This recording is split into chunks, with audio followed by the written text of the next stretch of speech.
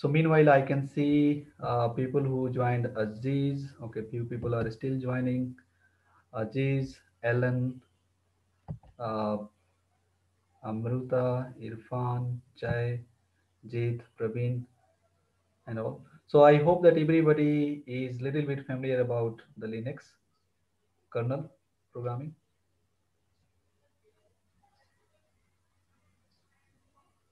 because when we take a deep dive into the coding and all, right? So at least what I'm expecting that people should be familiar with the, not into depth, but little bit about the kernel programming. Okay. So just a quick introduction so that I will be able to understand what basically your background is, and then what you are expecting from this class, and then from there we will take it forward. So uh, I will request each and everyone just take 20-25 seconds to just have a, I mean, quick introduction about your background and what you are expecting from this class, so that at least I will have a clear picture that from where to start and how to proceed here. Okay. So Sandeep, Hey, hi. Hi, Jeet. Yeah. hi. Hey, hi. So I'm a software engineer and I'm having like 10 plus experience in this domain. So I have like around 6 plus into the storage side and 4 plus from the security domain. Okay. And I did work into the kernel side, into the few projects. And I'm expecting from this class, like, okay, basic, yeah, like basics of interrupt handler and how it works. And maybe we can implement some like sample interrupt. That's what I'm expecting. Yeah. Okay. Yeah. So maybe you can add your points too. I'm okay with anything for the Sure, interrupt sure. side. Thank you, thank you. Yeah. Yeah. Next, please.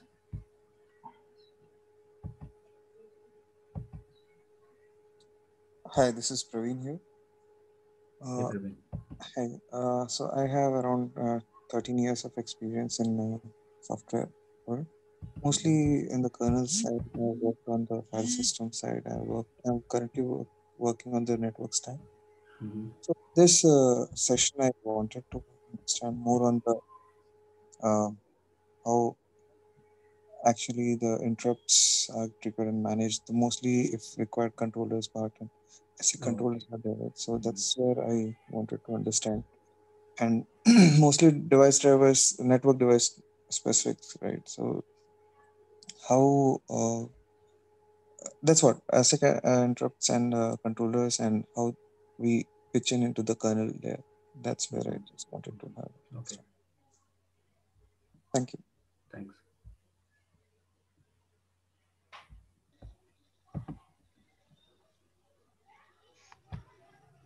Next, please. I mean, just so that we can wind it Yeah, up hi, this very is quickly. Samrit. Yes, Samrit. So I'm having 10 years experience. Even I work on network stack mainly on a kernel side. Yeah, so I'm a C developer.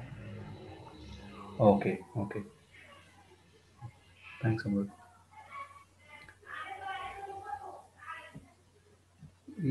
Sorry. Meanwhile, if anybody is from, can anyone please? I mean, I'm not sure who is controlling. Please allow me to share the screen.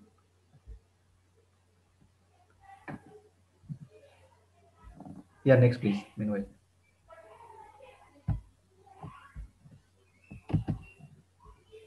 okay. At least now I'm able to. Yeah, please.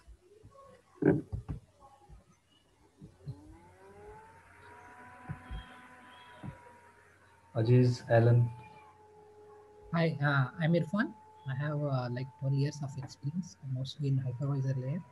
Mhm. I'm interested in learning how Linux and subsystem works. Okay.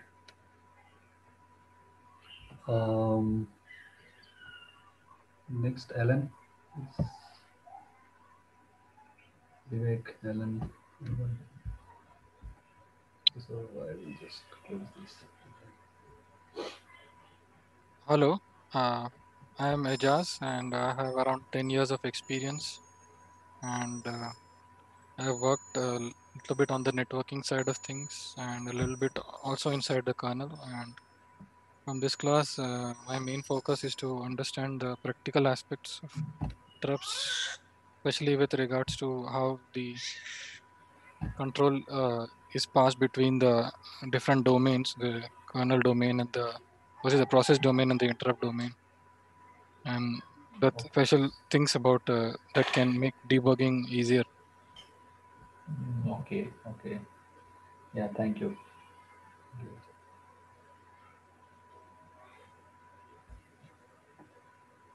Okay, so sorry, I mean, if I missed anyone here, so let's start quickly.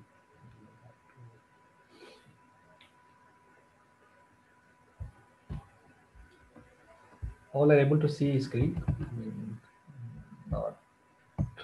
Yeah. Okay.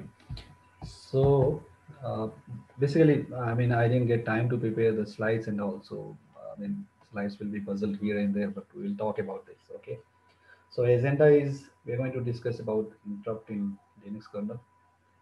What is interrupts versus polling, and then interrupts, difference between interrupts and exception, and then interrupt handler.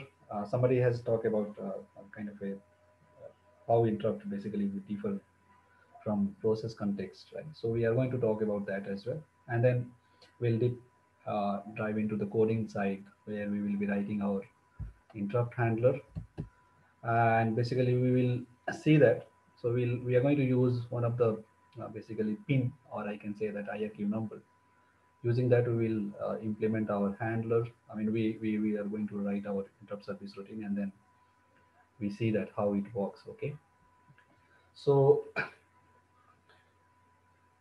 so thank you all for your having a quick introduction about yourself. Okay, so basically I can see the mixed response. Few people are expertise into this. Few people are kind of new. They know about the interrupt, but not into very depth. So let's just start with the very basic, and then slowly we'll uh, move to the advanced topic of interrupts, right? So basically, let's make it more interactive. Okay. So my way is like basically, um, I mean, I will keep on interacting with you so that you will have a um, feel that okay, you are not into a class session, rather than you are into a discussion. Okay. So by the way, what is interrupt? Anyone? I mean, don't feel shy that okay, if I'm going to talk about that. I mean, if it is not relevant to the context, then uh, it's okay. You bring just your point, and then we will take it forward from there. Okay. So, what is an interrupt? An external interference. Yes. So forget about the technical for timing. Okay. Forget about the technical for timing. What does it interrupt means as an English keyword, right? As an English alphabet. I mean, English string. What does interrupt means?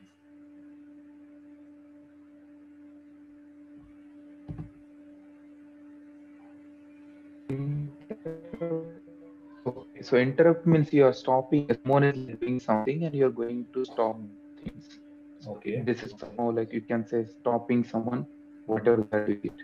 Yeah. Okay. So same way we are like okay, something in operating system, some Mhm. process is executing, we are going to stop it and doing some other work, or you're doing something else. Whatever the any process is doing it.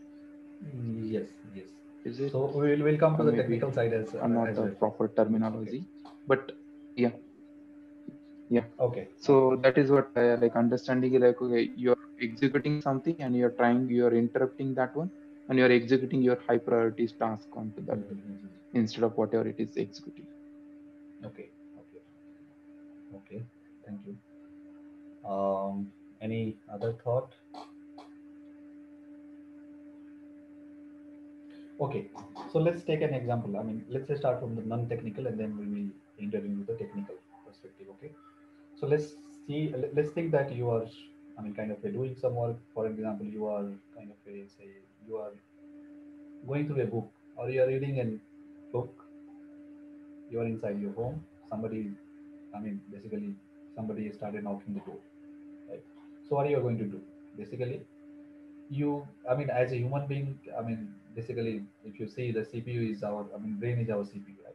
So if somebody knocks the door, the signal basically, I mean, I'm talking about the signal is like the, uh, the basically the sound which is coming by knocking the door, right? Basically, it comes to our ear, and then we hear that the sound, and then based on that, we basically what we can do, we have two things, right? We can ignore that sound, or we can go and see that who is basically creating this noise, right?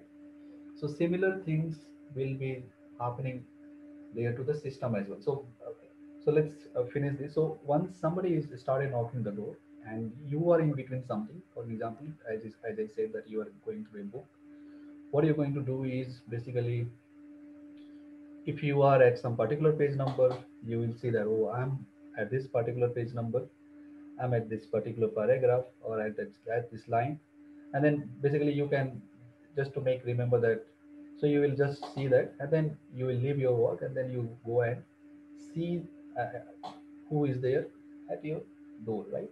And then based on, basically, if somebody is there, you can uh, do that. I mean, basically, you can do these housekeeping things, and then once you finish this, again, if you are interested to basically come back to the job which you had left during this interrupt occur, then again you will be starting from the same position where you had left it, right?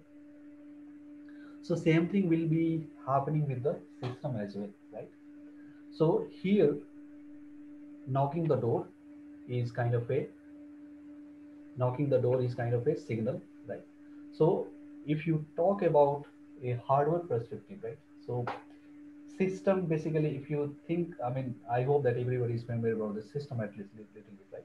So if you notice the system, what it means, it's your system has a CPU and having memory and set of peripheral devices, right? Peripheral devices are meant to communicate to your CPU, right?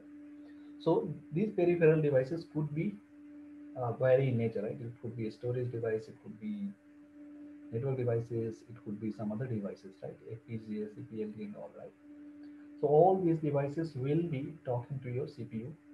Now, when we say about, so let's elaborate this theoretical to the uh, practical side. So when similar things will be happening with your system as well. What happens is like your CPU will be busy in doing something, and then it basically there is somebody who is interrupting, who has started, I mean, basically interrupting. So what your CPU will be doing, your CPU will be saving the words basically which it was doing, or I will say that let's talk about the, I mean, not CPU, but let's say the processor. The processor will be basically saving the work which it was doing, and then it will go and honor the request which is, or it will go and service the interrupt, right? So a lot of things are happening in between which we are going to talk about. So let's talk about little bit. So we have two type of interrupts, okay? From the hardware perspective, we have two type of interrupts. Anyone is aware about that? What are the two type of interrupts we have? Basically it grouped into two categories, okay? So what are the two categories? Software interrupt and a hardware interrupt. uh, yes, will come Hello. there, but yes, from the hardware perspective, I'm more interested from the hardware perspective as of now. We'll come to the software, right? So yes, that's true that we have a software-based interrupt and hardware-based interrupt. But from the hardware perspective, what are the two interrupts? What Okay, are the two so two you're talking categories? about Level triggered. maskable and non-maskable. Yeah, Yes. maskable interrupts and non-maskable interrupts. Yep. Or you can say basically the nature of the categories is synchronous and asynchronous. Okay. All are familiar with the synchronous, asynchronous. Yes. So what is synchronous?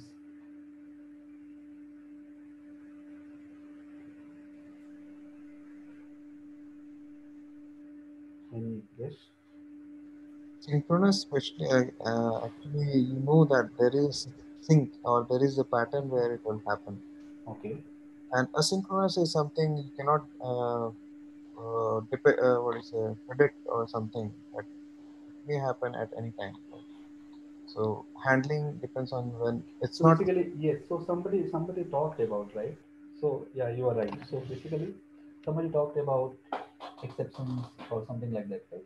So synchronous is basically generated by executing instructions. Okay. So when I'm saying that generated by uh, executing some instruction, what does it mean? For an example, if you say that for divide by zero, right? So synchronous interrupts usually means it's exception, right? And so so divide by zero is why I said that it is generated by executing an instruction is divide by zero is like when you have an instruction such kind of thing, right? When your processor or when instruction pointer will feed the data, then the processor will come to know that hey, this is kind of a divide by zero. So it will treat this as a synchronous interrupt. Asynchronous interrupts are basically generated by external event. Okay. Now external event, what will be the example of external event here? Any guess? Hardware failure, Yeah. I mean any real time example? keyboard, Yes. Network packets, right? network packets. Yes. So these are kind of a asynchronous in nature, okay? Because these are kind of a based on event, right? When a packet comes to your network port, then it goes and notifies to the processor, to the CPU that hey, I have received, device has received some packets on this port, and you have to basically do the things. Right? So these are the basically now somebody has brought a point that maskable and non-maskable, right? So maskable and non-maskable, what are the what are basically what is maskable and non-maskable? The signals which we can ignore, Yes, maskable you can ignore the signal. Yes. What else? and non-maskable are which are at higher priority, such as which are generated by using trap signals. Yeah, yeah, yeah. Basically, you cannot ignore that, right? So if you see, okay, let me basically go back and draw a diagram so that it will be easier to understand this.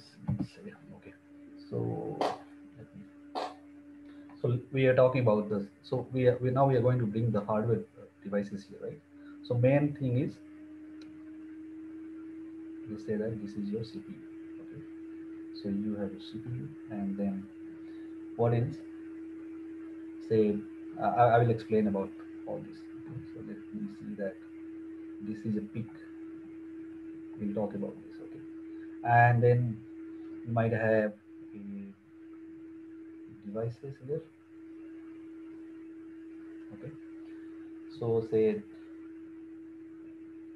dev 0, dev 1, dev 2, and blah blah. Okay?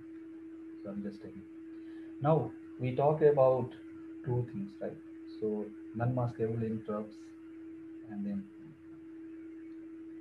maskable interrupts. Let's see this. So NMI, non-maskable interrupt. I will put it in the soft, right? And then say that this is number one, which we say that it is a general interrupt.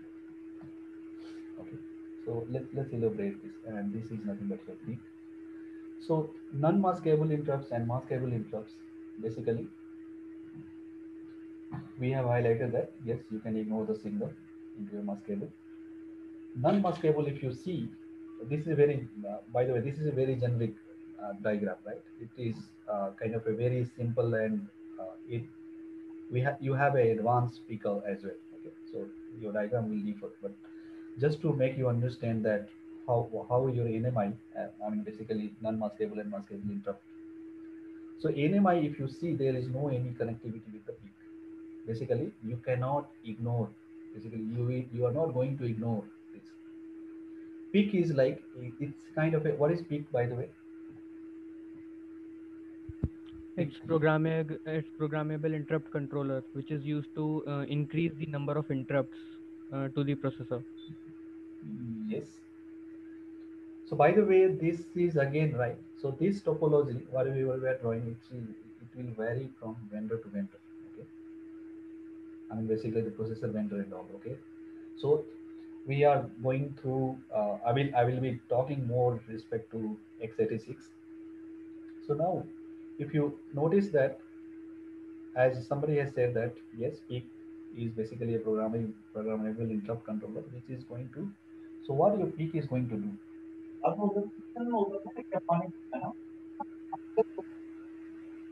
Somebody is speaking something. I'm break.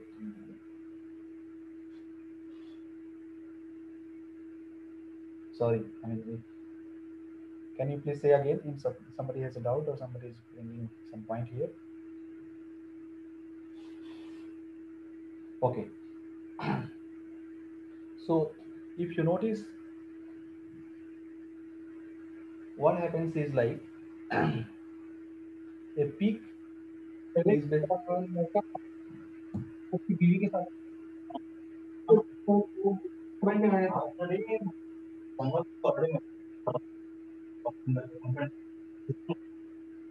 somebody has a doubt, then please bring your. Otherwise, mute yourself. I will request that please mute yourself.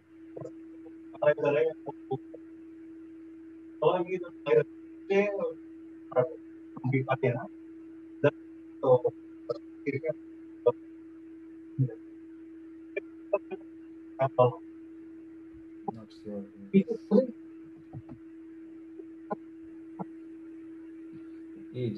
If you have a doubt, please bring it back. Otherwise, I am going to mute you. Okay.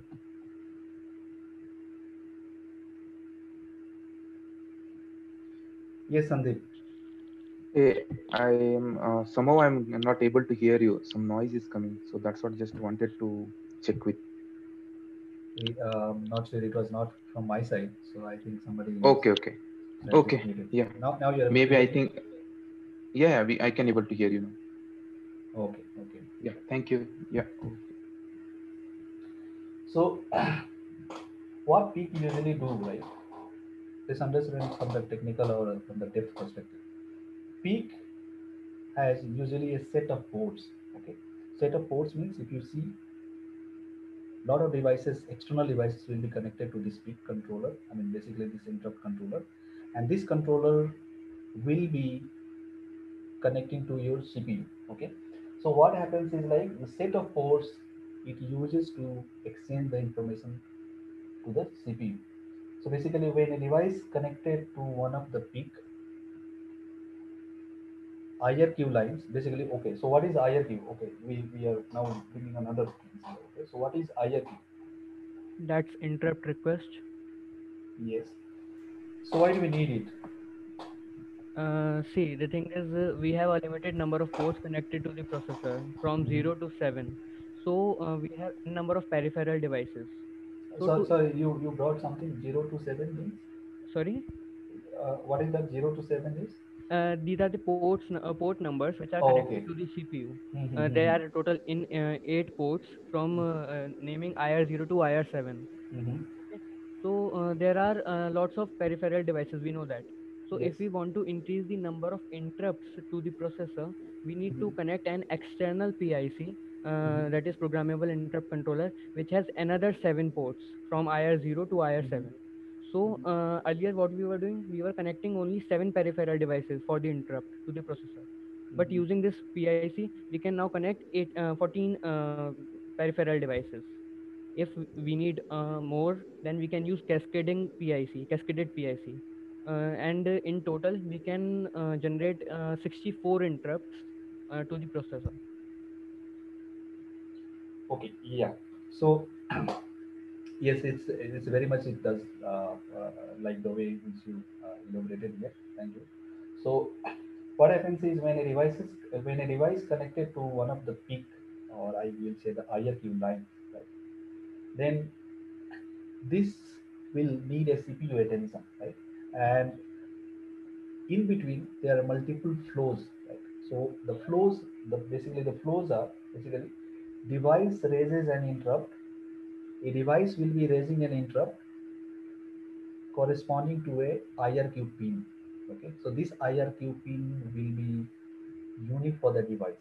Okay, now what happens is this peak controller will be basically it converts this IRQ line, this IRQ into a vector. Okay. So have you heard about the vector, IRQ vector? So this convert into a vector number basically. So this IRQ will be getting converted into a vector number, and then it writes to the port of the CPU so that your CPU will read this. So CPU will be read what? Will it be reading a IRQ? I mean, it is going to read a IRQ vector number, or is it going to read the IRQ number?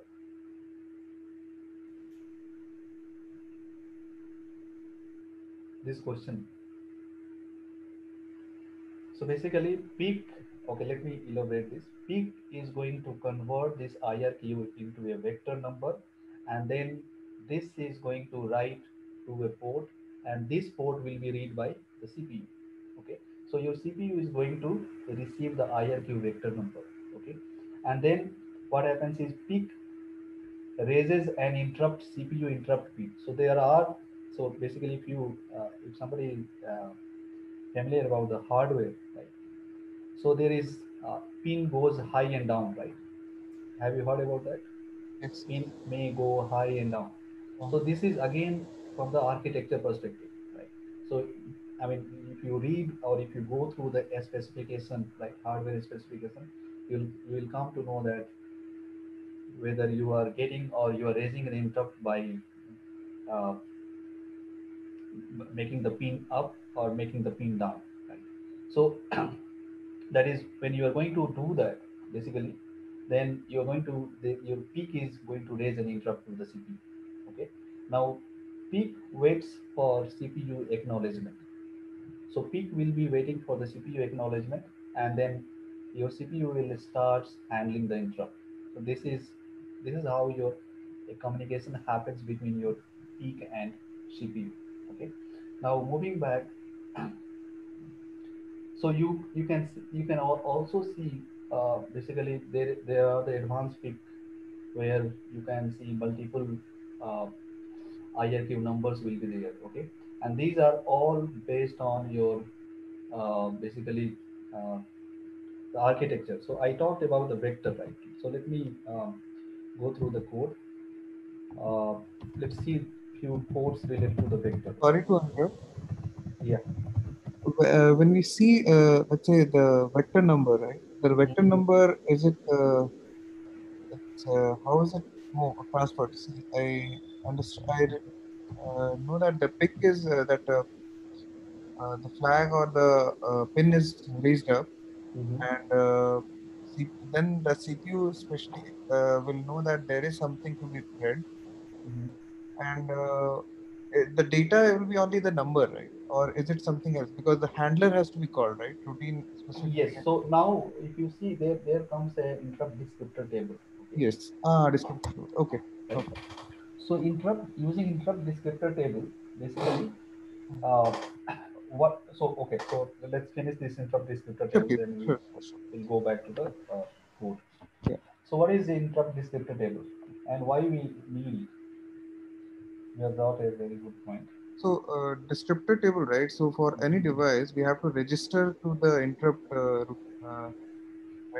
So, Mm-hmm. based upon the handlers and that number, Mm-hmm. I think major number, minor number, and the interrupt which you are working based upon the Okay. device. Mm-hmm. It's pretty old. I have read and understood, but currently it's the same thing.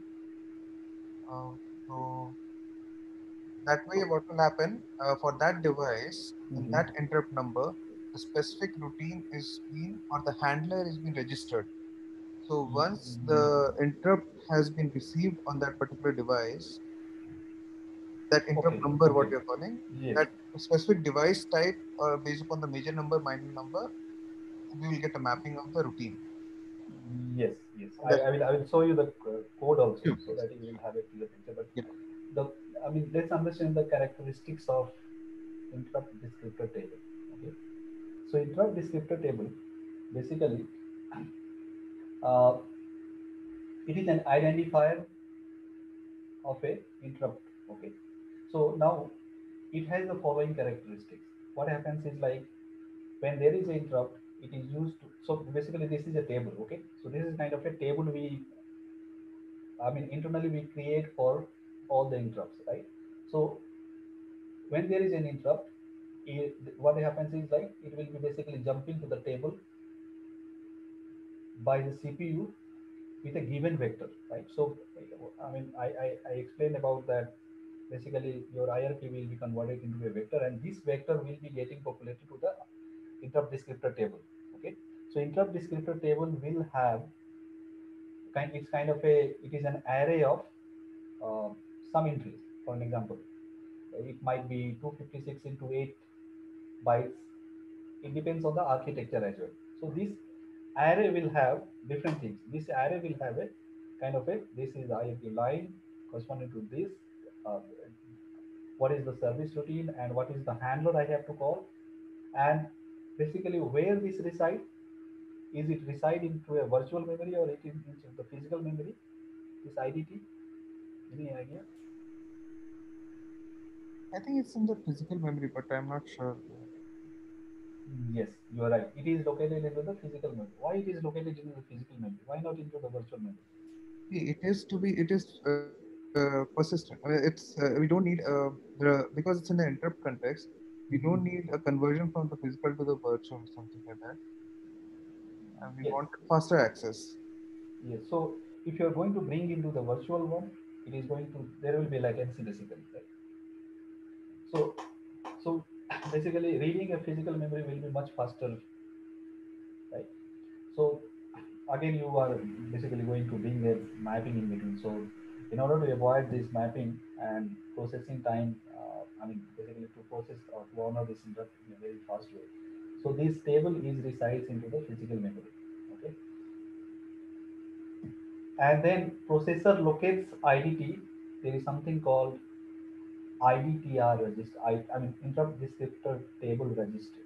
Okay, if you take a look at the processor uh, specification, hardware specification, you can see that there is a IDTR. Right? So processor basically read the data from the table using this IDTR.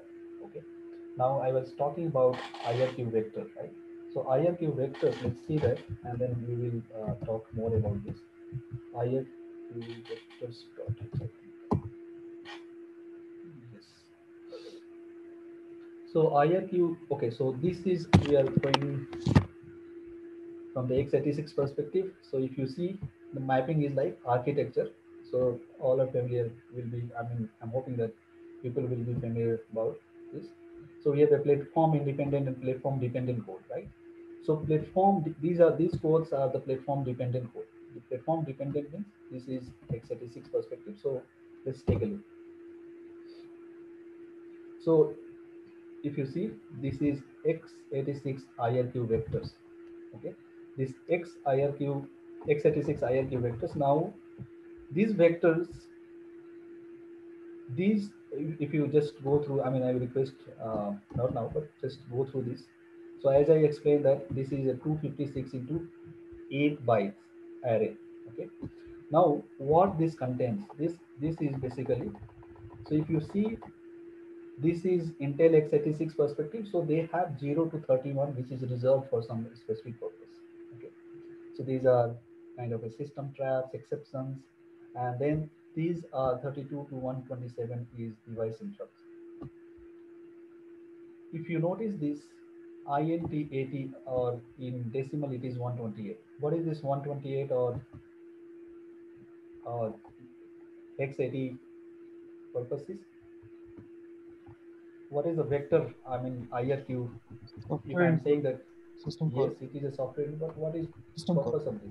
Yes. System call. So this is used for your system calls, right? I mean, basically this is from the 32 32-bit architecture perspective. So if you see, x80 is the syscall vector. So if you just go through this, you can see that IA32. This is basically Itanium. So there is something called, Intel has another processor family, Itanium. IA stands for Itanium 32 syscall vector. So this is a vector table, which is basically, see now, if you come down, you can see that residual vector, call function vector, then thermal epic vector. So a lot of things will be there.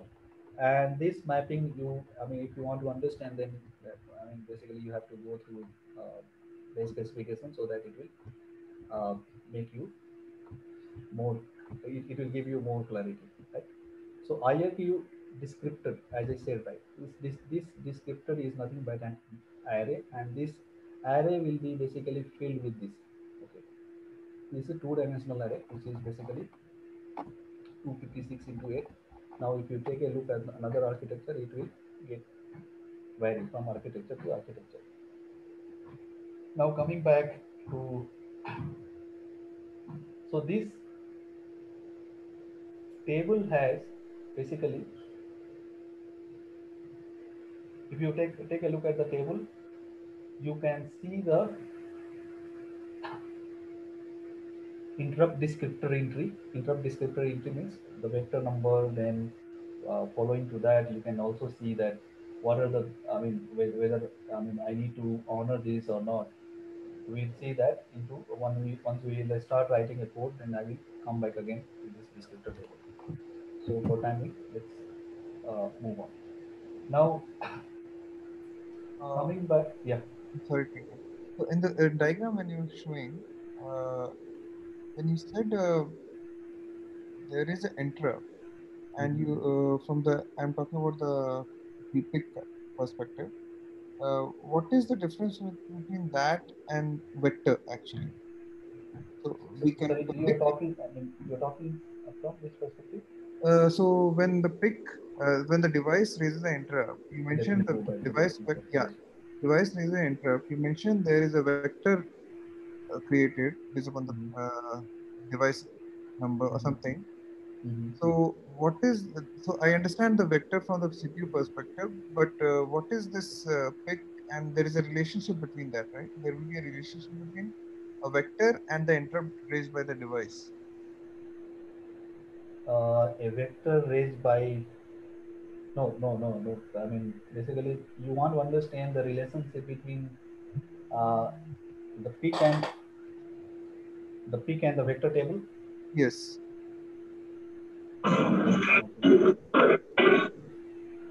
Okay. Hello. Yes. So the point is, for a CPU, it will be always a vector which is coming from it. No, if you come little bit below, I mean, Okay. down to the peak, right? What we are receiving is a IRQ pin, right? These are the nothing but the IRQ pins, right? Will Yeah. be given for some specific devices, right? Okay. Now, let me go back here, okay? Let me just open here. Cat, frog, interrupts, okay? Mhm. Not move. So if you see, these are basically, I have, my system is having 4 CPUs, okay? These are what are these? These are the IRQ numbers, basically, okay?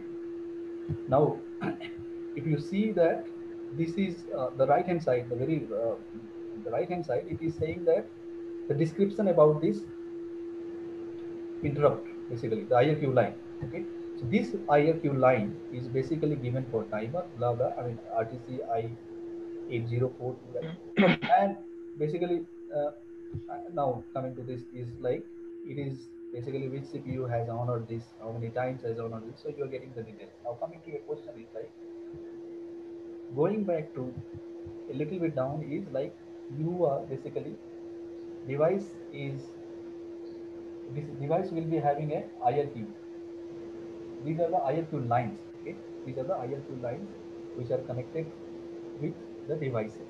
Now the peak, what peak is going to do? This is basically, again, this is uh, uh, from the I mean vendor perspective. Okay, so if you are going with x86, what Intel peak controller will be doing is like, it is going to convert this IRQ number into a vector, and the same time the IDT table and all, right, the interrupt descriptor table, it is not like you or me will be programming. I mean, if we are working in the software side, so basically it will see that what are the IRQ line and what are the devices connected with me, and then at the time of boot up, it basically goes and detect all these thing, and then it populates that. So peak basically what it is going to do, it converts this IRQ line number into a vector number. So there are the mappings. So basically it goes and look into that, okay, which is the vector number I have to use it, right? So if you have noticed that you have a set of vectors number which is reserved for something, and then which is basically there are the vector number which is left for the devices. So it is kind of a dynamically, okay. So nowadays it is not aesthetically. If you, I mean, if you have worked kernel before, I mean kernel version before 2.6, so there what was happening, it was aesthetical. People were basically, they were saying that, okay, kind of a, they were aesthetically saying that, okay, this device will be, uh, for this device is going to use this particular IFP vector, something. But nowadays it is like, it's like a, basically the probe is this and all, okay. So a lot of things are, I mean, happens underneath. So it at at the time of bring up the device, or bring up the board, this goes and walk through all the devices list, and then based on that it try to figure it out what are the devices connected with which IRQ number, and then it goes and populate the entire this 256 into 8 bytes of array, and it populates all the entry there. Okay, so this is done by your peak. Okay. Sure. Thank you. Hi. Yes, sir. Eh, Yes. uh, I have one doubt. Okay, I'm not clear on this part actually. Pick to how it will be connected with the CPU and how it works. And another part is there is some background noise from your end. I think some cooler or fan is going on. Nothing, sir. I mean, nothing in my room. Cooler air fan all are off, so I'm not sure it is from my side or something the other side. Okay, fine. That is fine. But you can just a little bit explain once we reach it. Okay, what peak does. Okay, peak will convert interrupt service routine and it will have like vectors and how it reach out to the CPU. That part I missed it, or maybe I couldn't understand that part actually. Okay, we have taken Hello. this point, but Hello. I mean, we have already talked about this. Okay, but let me just, Hello. yes, Yeah, can I answer this question in a bit in brief? yeah, yeah. Please go ahead, sir. It's a, Yeah.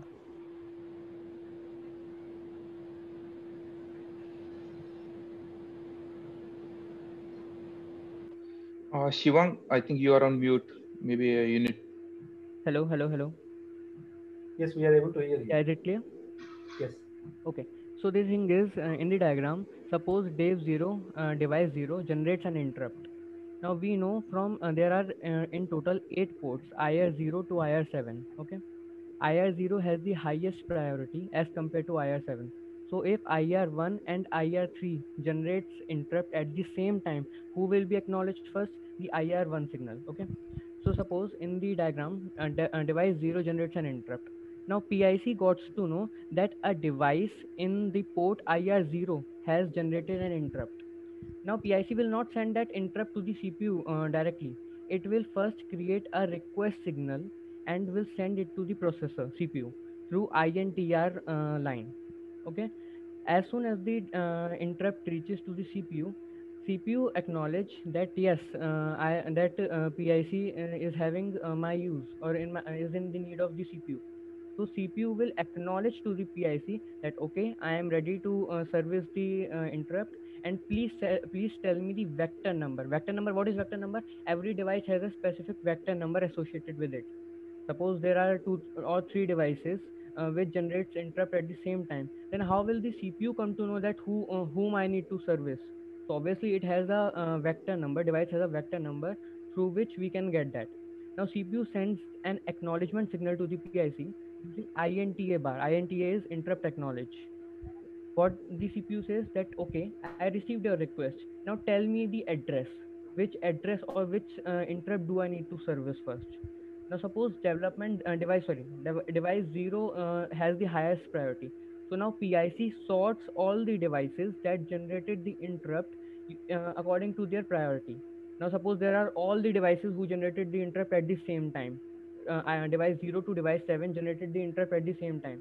So device 0 will be serviced first. Now PIC received the acknowledgement from the CPU. Now PIC, what will PIC will do? It will pick the vector address of device 0, and after receiving the acknowledgement, it will now send the vector number. As soon as the vector number is received by the CPU, it will go to the ISR interrupt service routine of that interrupt and will acknowledge it. Okay, then interrupt will again send an acknowledgement signal that okay, I service this routine. Anything else? Now PIC will check that is there anything else that I need to do. Means are there any more interrupts? Device zero is service. As soon as the device zero is serviced, the register which will be active earlier be active as 1 now will be converted as 0. Now the PIC will again search for interrupts. Is there any interrupt left? Now what we said previously, that all the devices generated the interrupt at the same time. So device 1 and device 7 are left. Now who has the highest priority? Device 1. PIC will send the interrupt to CPU again, that yes, device 1 is also having an interrupt. CPU again asks for the acknowledgement, and the PIC will send the vector address of device 1. Again, the same process, the CPU will go to ISR of device 1 and will service the whole routine and again checks for the PIC. This will go on until all the interrupts are 0. So yeah, that's Yes, thank you. So adding to that, right? Eh, This this yeah, yeah. Thank you. so this line can be shared as well. Okay, so multiple devices can be sharing the same IRQ number. Okay, that can also be possible, right? Now, when multiple devices are sharing the same IRQ number, then how to differentiate that which devices has raised the interrupt?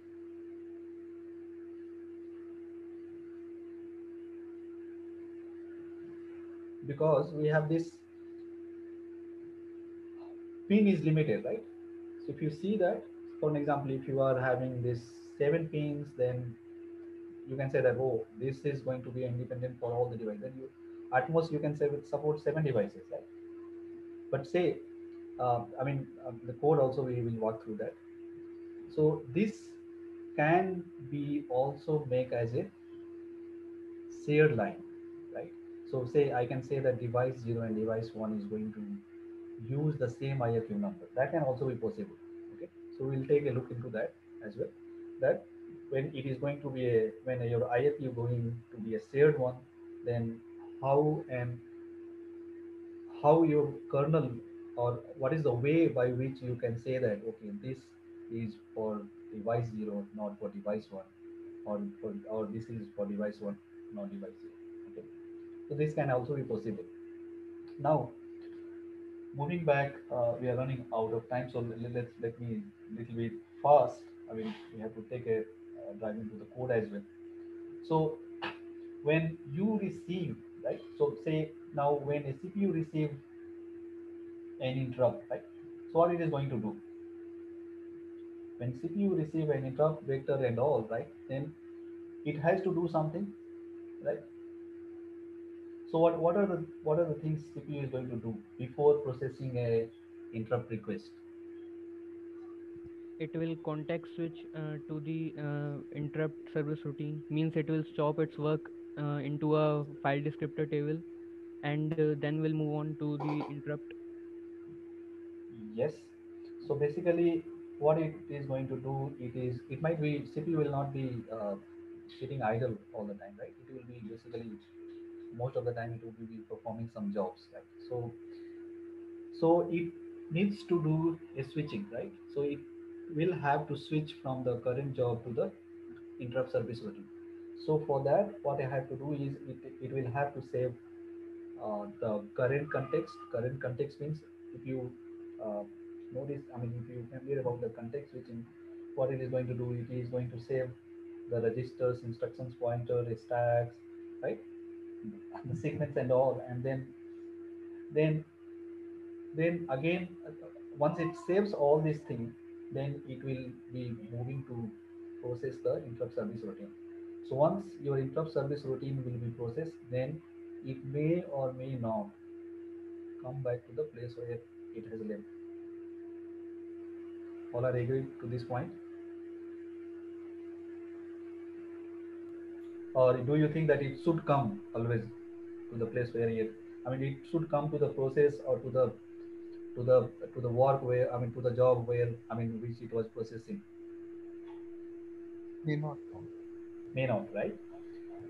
So most of the time you can see that it will be the same process, but it may or may not. Okay, so handling and interrupt request, again, it basically depends on the CPU, that it may go with the previous job or it may go and start scheduling a new job, right? So let's go come back to the programming world. Let us see few things here. Okay, let me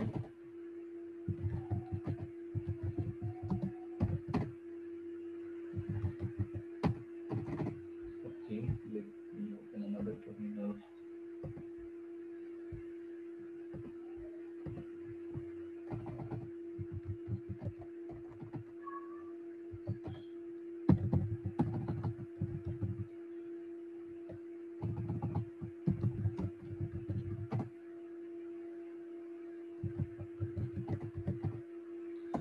Okay, so we're going to talk about the interrupt service routine. So interrupt service routine is nothing but a function which is, or the set of instructions, I will say that, the set of instructions which is going to perform or which is going to execute by your CPU to do something, right? So every interrupt, I mean, if, when there is interrupt and it is, I mean, your CPU has decided that I have to honor this, it will go and perform some set of things, right? So the say what could be the set of things? Again, it will depends what you are going to do there, right? But let's see from the generic perspective that what we are going to do there. Okay.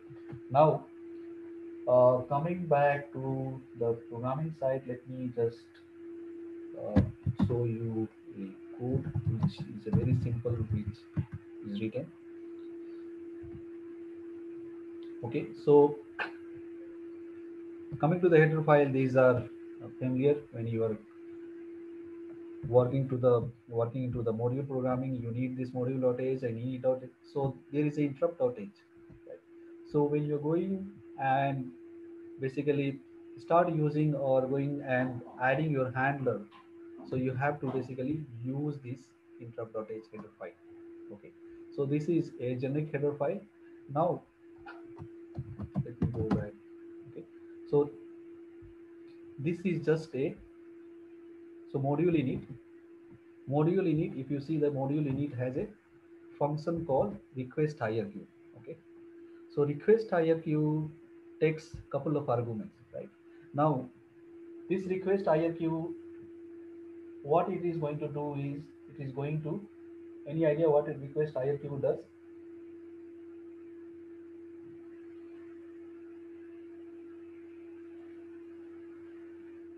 No. So it is going to register your, okay, so it is going to register your handler. Okay, it is going to register your handler. So let me explain about all these arguments, then you will basically, so this IRQ, the first argument is nothing but, it is a interrupt number. Okay, so it is a IRQ line, or it is a interrupt number which you are going to, so what is the interrupt number which we have used here? So this IRQ is basically, you notice, we are going to use line number 12. Line number 12 might be used for some of the, let's see that.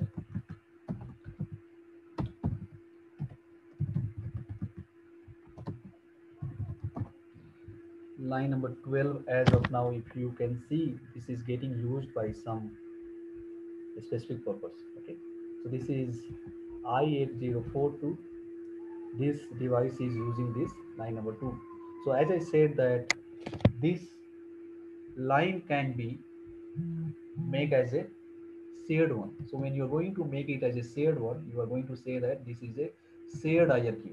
Okay, so this is a shared IRQ. So as I said that this is a shared IRQ now.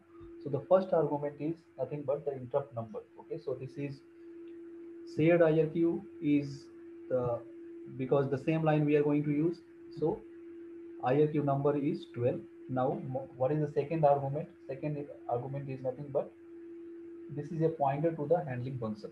Okay, this is a pointer to the handling function, means it is going to be your specific routine. Okay, so this is the routine, or this is the handler basically, how you say that. in a high level, this is the handler which is finally getting called when there is an interrupt. Okay, so we are registering our interrupt. We are registering our interrupt here. Now, this is the third argument is nothing but this is a flag, and this flag is going to say that this is a shared interrupt or what kind of interrupt it is. Okay, so if you notice, let us go back and let me go to the code request underscore IF. If you just come here, it will give you a more clear picture. Request underscore IF.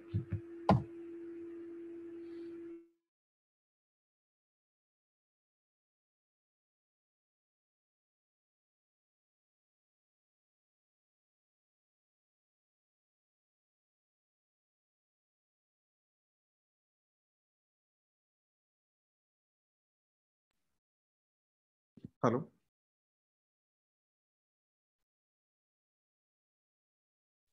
Hello. Hey, hi Praveen. I can hear you, but I guess Like I think Abhay Abhay, is on. Yeah, let's wait for him. I think there is a electricity power out, I guess. yeah, something. Yeah, maybe he's joining back. Yeah.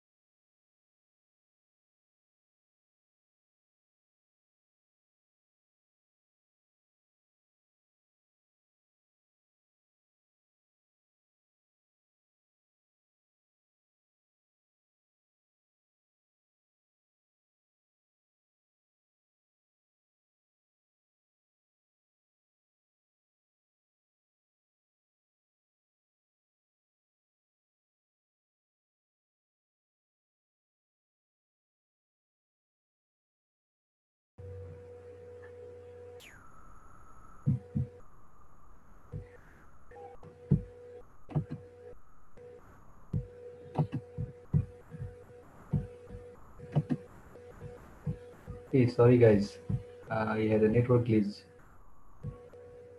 Able to hear me? Yes. I'm really sorry for that. Hey! Hey! Hey! Okay, so if you all are able to see screen as well, let me just make sure. So this routine, this basically request underscore IRQ.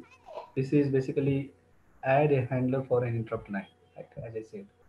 So the arguments to this is the interrupt line to allocate, which is the interrupt line you are going to use, and then the handler routine. Basically, this is going to be the handler, and these flags. The flag, the third argument is a important one here. Okay, the flags we'll talk about more details. Name of the device. Name of the device generating this interrupt, which is the device which is generating this interrupt, and then this is a cookie passed to the handler function. I will talk about this. So this may be null or may not be null. Okay. Now the flag is important here for us when we are going to implement this routine. So because this routine, if you notice, we are going to use this irqf underscore shared. This irqf underscore shared is, if you notice, there are a lot of flags.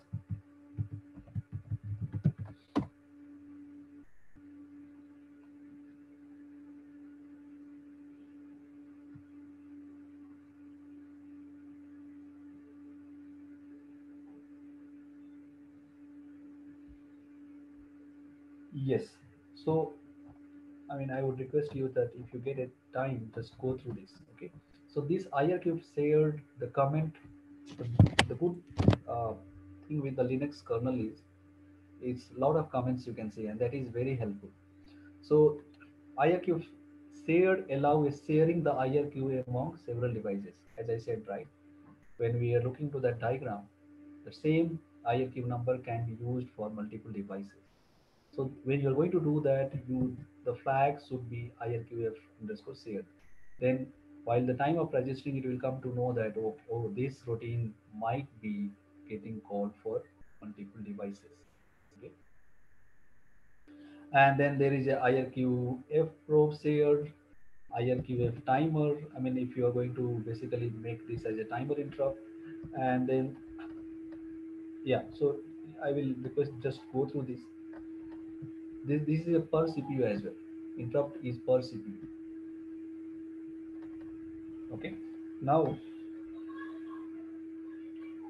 so this, there is a numeric value. If you can see, this is a unique. Now let's come back to the our. So this is the third argument. Now this is a kind of a description. Okay, what kind of? So if you notice somewhere, not here, but if you notice this, this is the descriptor.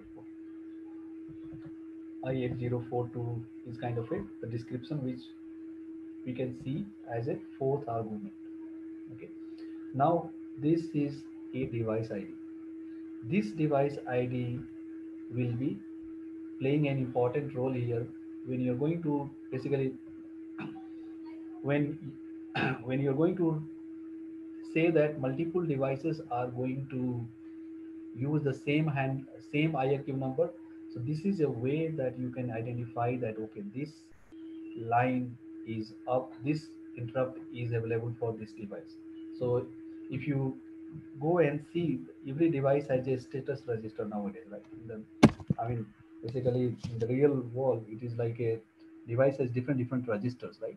So looking at the registers, you can come to know that this pin has gone high, or this pin is basically generated. I mean, got set for an interrupt or not set for interrupt, and then based on that, you can identify that okay, this is a request or this interrupt is, I mean, belong to this particular device. Okay, so by this way, you can basically identify this. Now, so once you say this inside your basically the module, you are registering this handler, and once you pass this, if it will be a successful, if it will be a failure, it is going to return a non-zero. I mean, basically a negative value. And once you register this, then you have registered an interrupt service routine for this particular IRQ number. So your interrupt service has been registered. Now if there is an interrupt, then you basically it will get kicked in. Okay, so now let us see that. We are going to run this and see how it behaves. This is just a simple program. Basically what it is going to do, it is going to register a service routine for a particular line, and once there will be interrupt to that particular line, it will notify them. Okay, and here we are going to use a shared line. So let's see that now. uh, Corresponding that, we have a make file also. Make file is a very simple. What we have written here is just a tasklet. Anyway, you're not going to use. So this is just an interrupt. It is going to compile this interrupt, and then so make.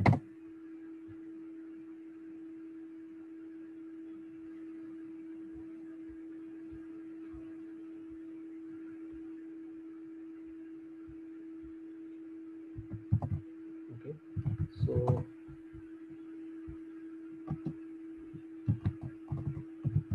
smooth.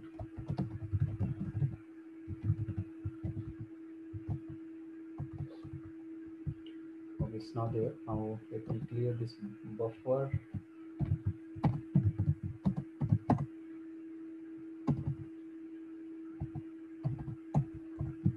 Okay, now let us go and insert this. So the utility for inserting any module runtime is inus mode, and then you need this interrupt q. Q is what? So if you just do this, then here let me just show you something. Is like cat proc interrupts.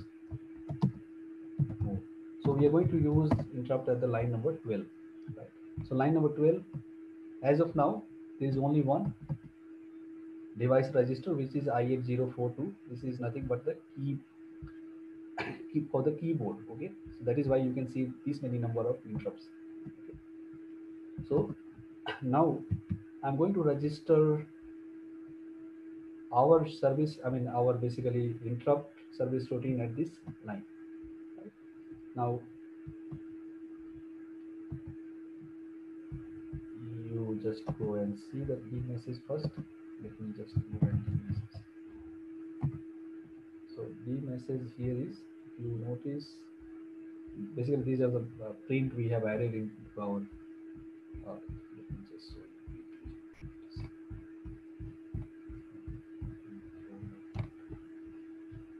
Okay. So you have a message that successfully loading ISR handler. Now coming back to, let us see that where your interrupt has been registered here or not into the proc file system, right? So inside proc file system, let us just go and see. So line number 12, if you notice, there is another one, right? So this is the my interrupt, basically which we have, uh, the name which we have given is my underscore interrupt, and the line number 12, that is why you can see an entry here. So this is getting triggered whenever there is a, so that is why you can see that these are many 26742. This is getting called again and again. It is increasing because this is a register at the keyboard level, so it is getting called again and again. So this is how you can basically register your interrupt. Now we need to also see that when you are going to say basically uh, when you're going to de-register your interrupt, what are the things you have to do? Okay, so exit side, there is a, the main is, ignore this we may or may not need. So free underscore IRQ is the routine which you are going to call, and this free underscore IRQ takes two things. One is the IRQ line, which IRQ line I have to free, and this is the device ID. So this device ID is nothing but the device ID which you have used inside your request underscore IRQ service routine. So this, once we pass this, it will be basically what it will do, it will delete the entry, it will free the IRQ, uh, the what it has registered. Okay, so this is going to free the entry from the database. And now, so once you are going to do this, say uh, rm mode interrupt. So as of now it is here, my interrupt. Now it is going to say remove this. Let us see the D message whether it has successfully removed. Yes, successfully unloaded. Now if we go and take a look at the proc file system, the entry has been deleted. So the proc file system, what it will do, it will delete the, once you are registering it, it is going to delete the entry from this. So this is how you can basically register your interrupt. Hey, Yes, hi Abhay. yes, sir. Hey, how it is getting called like multiple times? It is returning once, right, after incrementing that value. So this is right. So say, I mean, we have registered this at a particular line, right? Okay, So this 12 line number is for my system. It is getting used for keyboard. Okay. okay, correct. So keyboard is like when you are basically pressing a key, right? That means, say when you are typing something or when you are executing something, it is like a generating an interrupt, right? Yeah, right. So, so okay. So two things here, right? Now question is, you ask is like how many, why it is getting called, right?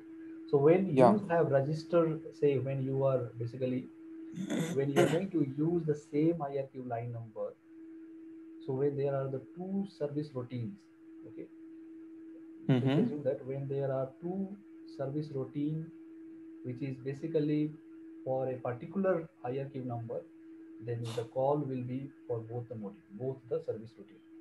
Okay. For Then how it will differentiate? Suppose I wanted to execute my particular ISR, then yes. in such a case, how it will work? Okay. Okay. In that case, what you have to do is, that is what I was talking about is, so let's go here. Okay. So when you are registering it, right? So Mm-hmm. this is say when you said that okay, this is going to be IRQ shared, and this is my routine. So this device ID, right? For Yeah. device ID is going to tell you that. So device ID, if you see, this is my dev ID. Just a, I mean, I've just pass a argument to make it happy. That's it. But in the real world, say if you have a two physical devices, imagine that if you have a two physical separate devices, right? This is kind of a, one is for us here, one is a physical device keyboard, and there is no any this kind of a logical device here, right? I mean, logical is like we are just kind of a mapping this. But if it is going to be two separate physical devices, this device ID is nothing but the device ID for that particular device. Okay. So Okay. if it is a PCI based device, so if you are familiar with the PCI devices, right? So there is a PCI Uh-huh. underscore dev structure. Okay? So PCI dev Okay. structure will have a status registers and few things, IRQ number and all. Okay. So basically at the high level, if I will say that how it is going to differentiate is using this structure. This structure will have a status registers as well. Okay. So multiple, if devices, if the physical devices are there, there will be registers corresponding to that. Okay. It could be a status register of the devices basically. So once a device is basically setting an interrupt, what it basically does internally is it is going to set a particular bit to that particular state, I mean particular bit in a status register, and that status registers now when you are going and calling, now suppose you enter into this my interrupt, right? So this is the routine which is getting called for. So now so as a programmer, what you have to do here is you can come and before going and executing the set of instructions, you go and open up the registers or the status register which is there to this device and see that whether the particular bit is set. If the interrupt will be there, then if any specific bit will be set. It again depends on the specification. So you have to go through the specification.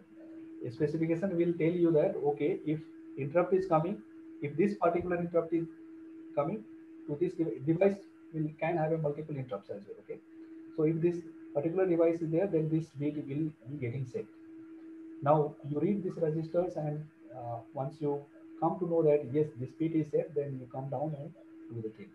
So that is how you can basically make sure that okay, this is for a particular device.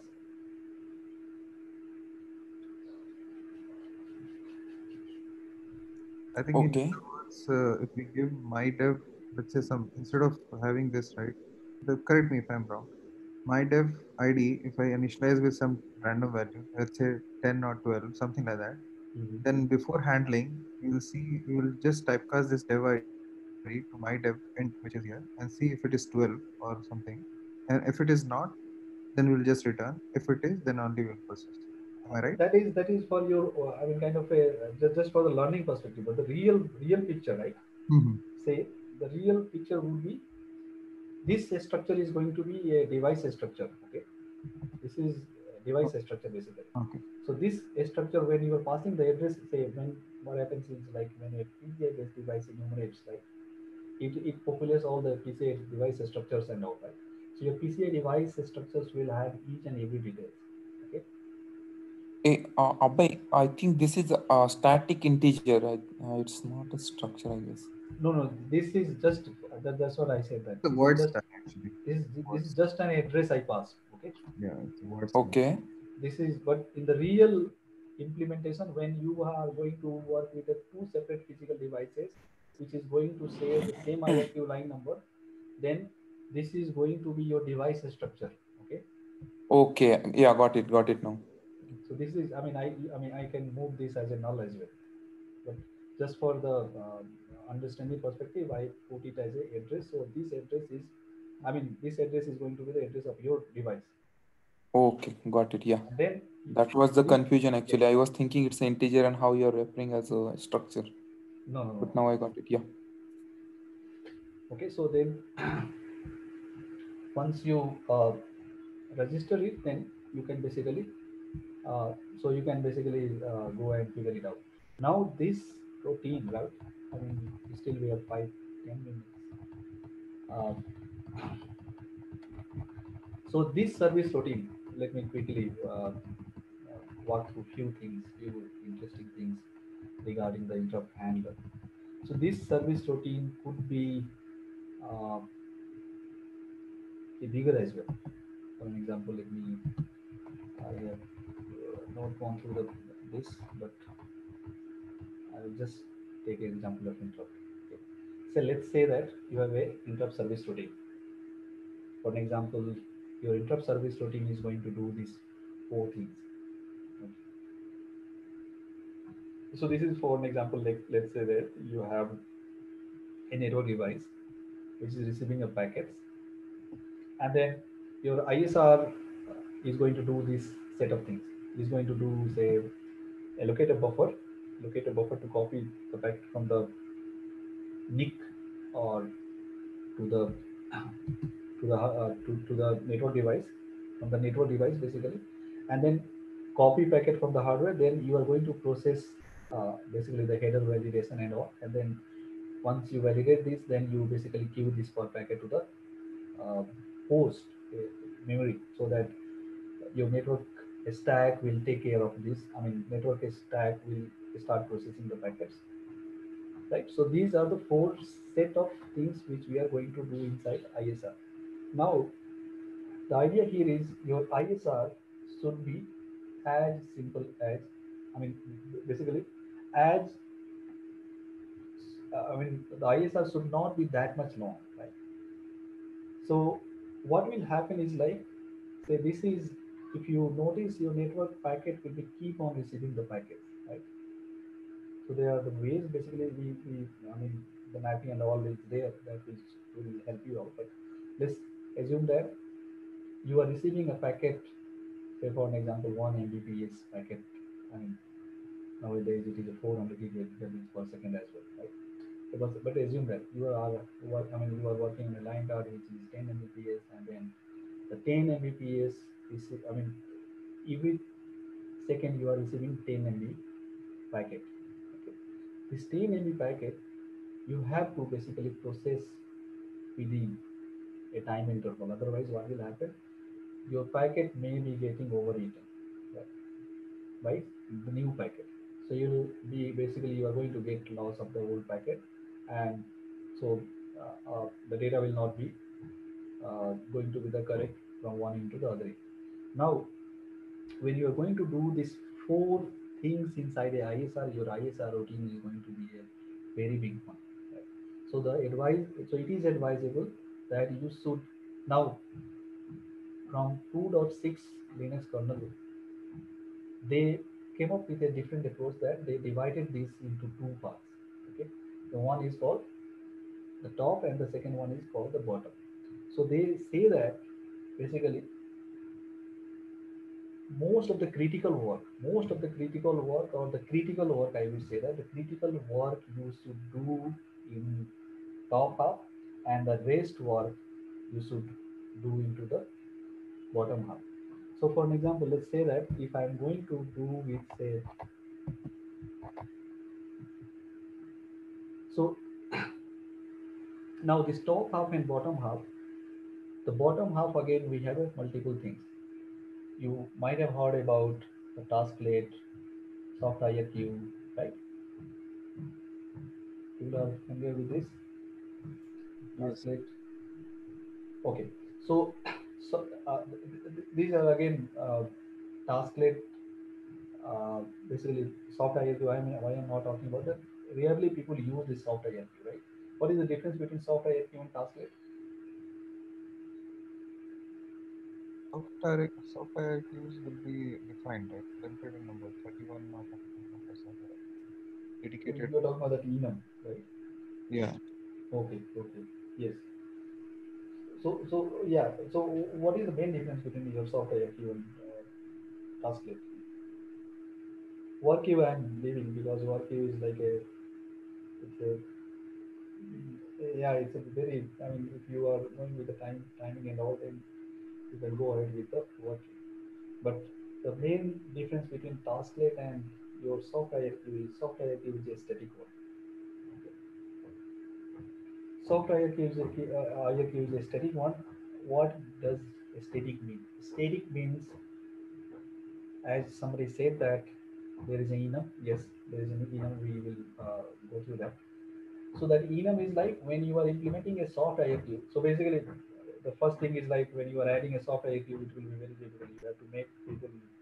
I mean, if you are in a senior position or working as a team inside a team, you have to elaborate here and there that why do you need it. So you have to justify that.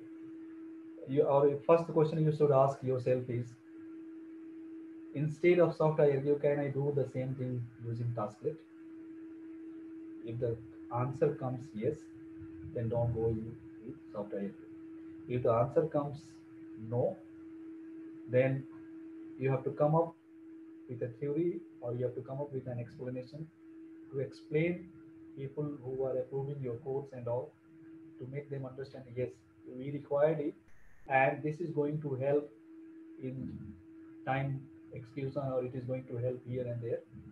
Once you are able to justify, then you can go ahead and use that. So tasklet is a runtime mechanism, whereas a soft IRQ is it's a kind of a static. You have to add an entry to that enum list, and then you have to compile the kernel, whole kernel, and then again you have to load that kernel to the machine so that your soft IRQ will be getting reflected. But the tasklet on the fly, you can go and insert kind of a module or remove a module. Okay.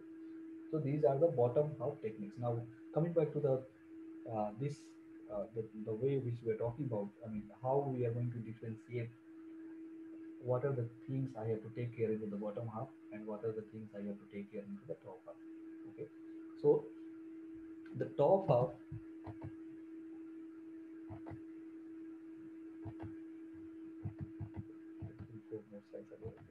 so for an example, let's say that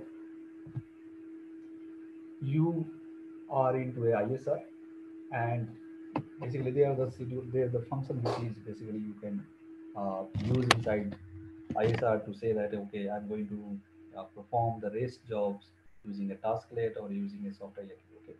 Now, the theoretical perspective here is like you have to cut short your service routine so that, so for an example, as I said, that if you are receiving a 10 Mbps packet, then this ISR, if this ISR routine is going to a very big one, then the chances will be you will be start overwriting the packets. You will not be.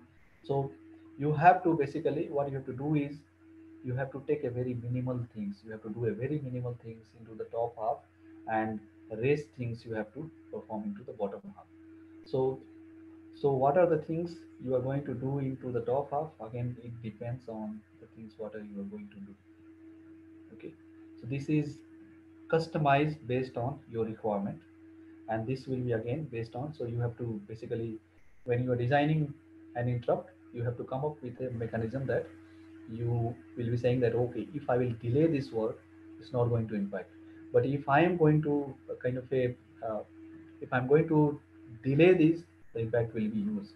So you, out of 4 or 5 things, you have to decide that, okay, one or two things I'm going to take care inside the top half, the rest things I will take care into the bottom half. So so for an example, if somebody is from the network background, I will just give an example, like say you are receiving a packet from a packet on a network interface. What happens is like you uh, basically what happens is like once you receive a packet, the first time once you receive the packet, there will be an interrupt, right? So for each packet you will not be getting an interrupt, right? What happens is like, so it's a NAPI base. NAPI is kind of a interrupt plus polling mechanism. Okay.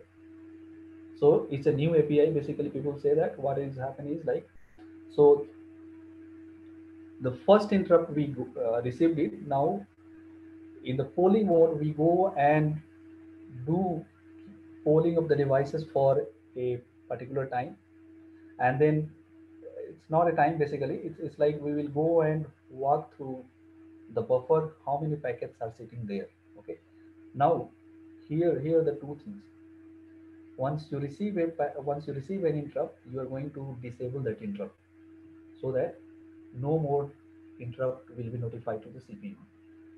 Okay. So the first thing you are going to do is you are going to do a and basically you are disabling the interrupt, so interrupt will not be notified to the CPU, and then you are going and doing some set of things inside that.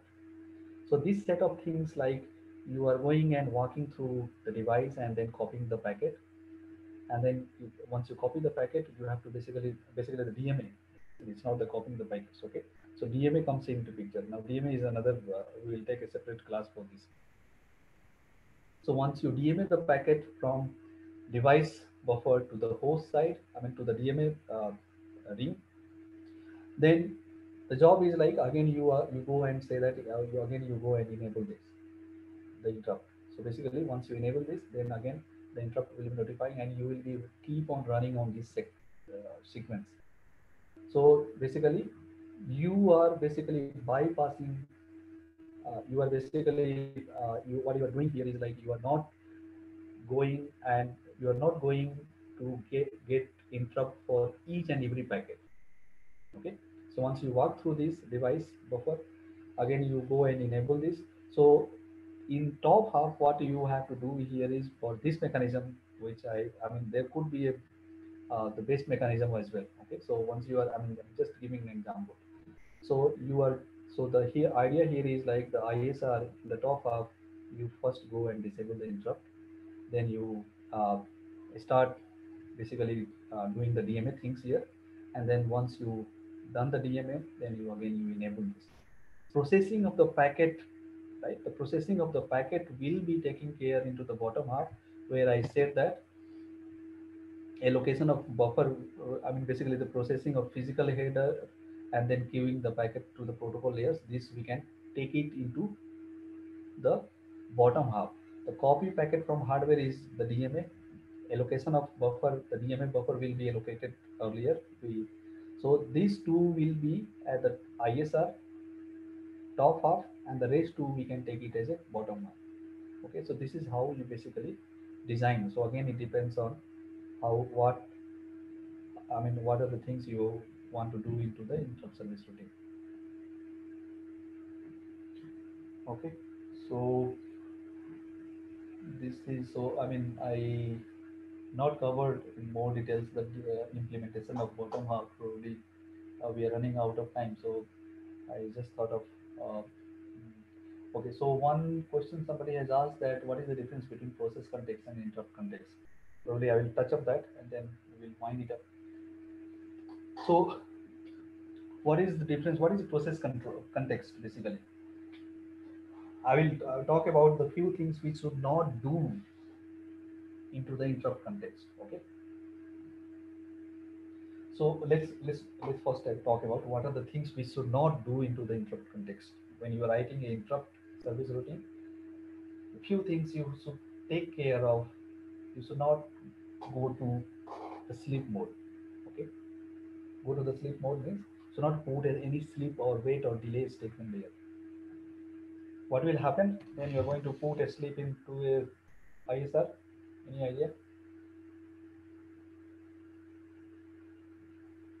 CPU will context switch to other job. No context switch, sir, because Sorry, this is no context switch, but see, interrupt context, but your processor will relinquish there, right? relinquish this. Yes. That means again you will not get back to the place where you have left it, right? Yeah.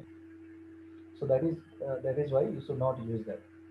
You should also not acquire a mutex when you are writing an interrupt handler and perform time consuming task is like we should not perform that. I mean, you should not perform you should not perform the instruction. You should not perform a job which takes a lot of time, as I said, right? And then you should also avoid using any virtual space memory, because virtual space memory excess user space virtual memory user space, I mean talking about not the kernel space. That means virtual memory, I said that user space virtual memory. Okay, so these are the things when you are going and writing interrupt service routine, you should take care of these things. Okay, now the difference between process context and interrupt context is, what is process context?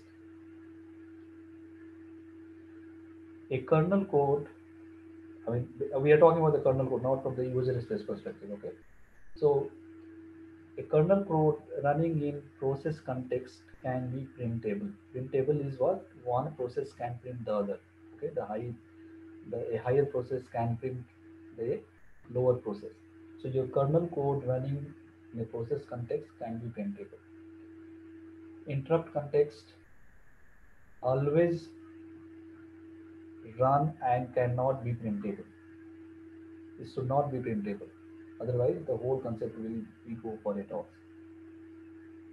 So, what else about process context? Any idea about the process context?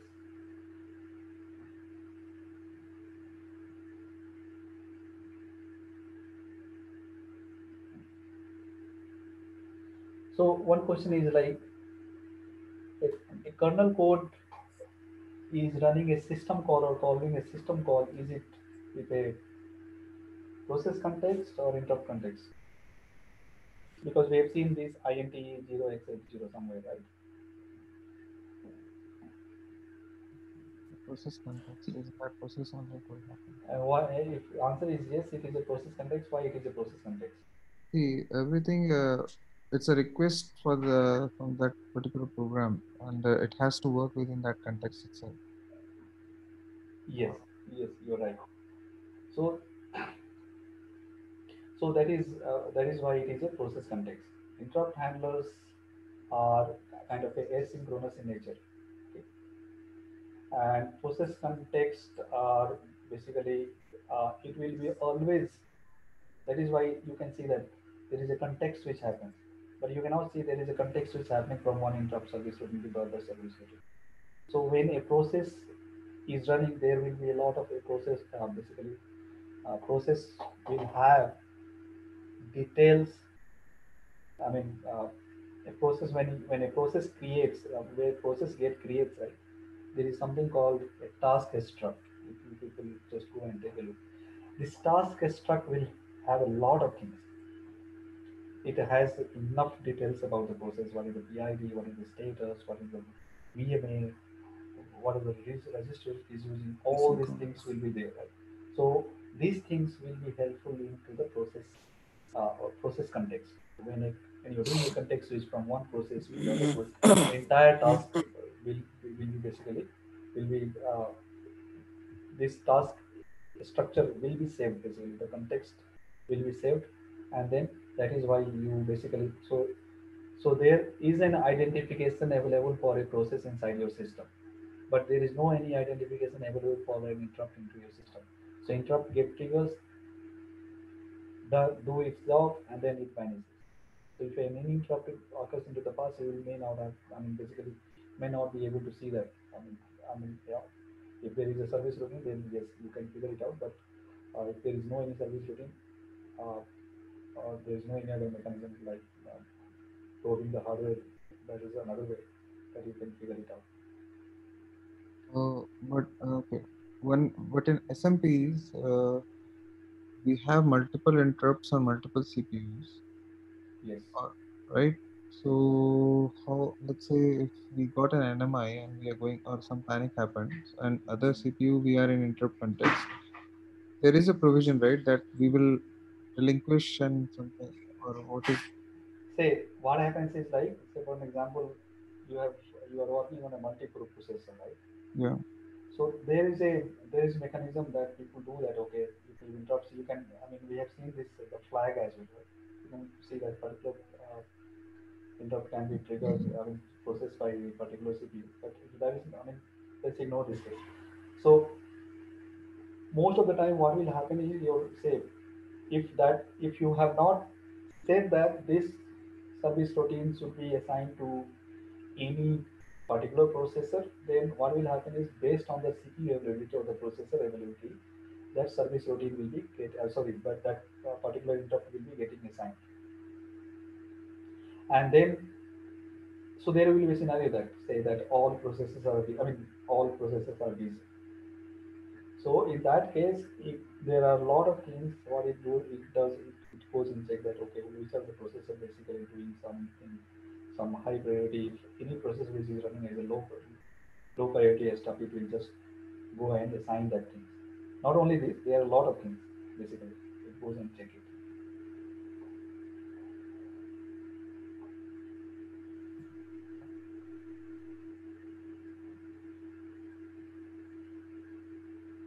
So sorry, I mean I have to stop it today. So Yeah, one small question. See, yes. you are searching some functions, right? Directly it comes there. How you get that interface? Sorry, which is that? Yeah, so you go back. You're searching global function, right, in the command prompt. Go back from this. Yeah, This you are talking about? yeah. This one. How you are getting this? So You this have is a create. yes, this is a CS scope basically. Give me more details, little bit. I So have if no I will idea. come out, if I will come out of this, right? So I press a Control C, Control Z basically. Control Z will work here, okay? So it is stopped, okay? So what you have to do is basically say,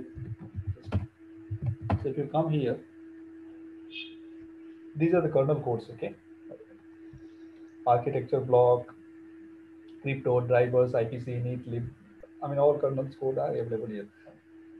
So any C code, right?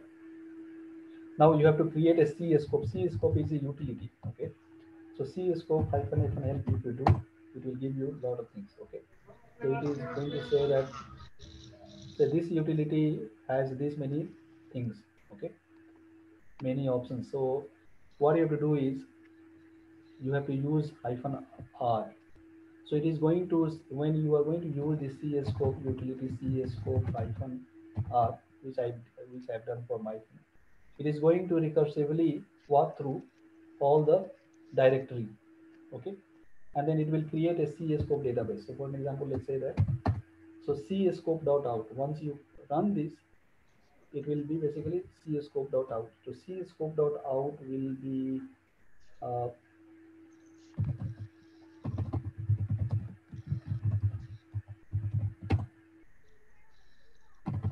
this is a data version. Okay, so CScope reference data version. Now once you go and see this ideally you should not see this, but it's a very huge file. Okay. So you So can build it, and then you can just basically, then once you build it, then what you have to do is basically once cscope.out file will be getting created, then you have to use the cscope-d option, and then you will come to that interface. Yeah, see, a lot of this is a database file basically created internally. I mean, once you run this command, so basically no need to worry about this. Okay, once you create this, then what you have to do is cscope-d. So once you will get this prompt, and then from here you can go through. Okay. yeah. Okay, so sorry, I mean I have to stop it here. I have to go for it. So one more interesting here, right? If you quit from here, if you're in the Linux core, you just do make cscope.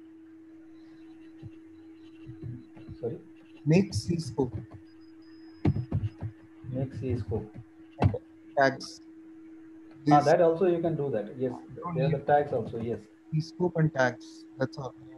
cscope. Yes, sometimes that also you can do. Correct. So there are a lot of ways to do that. Okay.